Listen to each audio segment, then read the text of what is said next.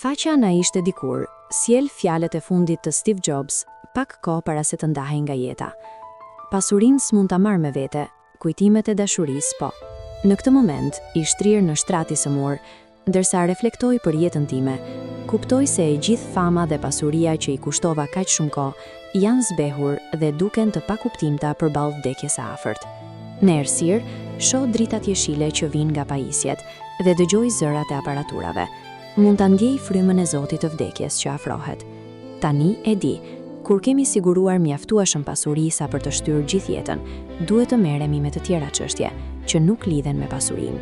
Duhet të merremi me diçka më të rëndësishme, mbase me marrëdhëniet me njerëzit, mbase me art, mbase me ëndrat për ditët e rinisë.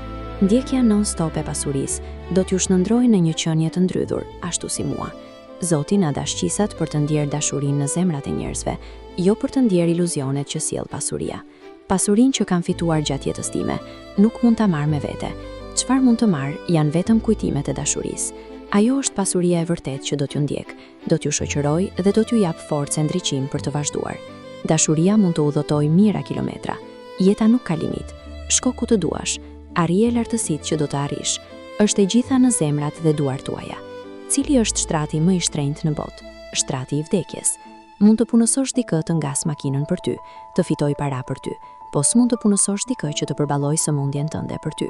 Të mirat materiale mund të gjehen sërish edhe pasi kanë humbur, por ekziston diçka që nuk mund ta gjesh kurrë pasi e ke humbur. Jeta.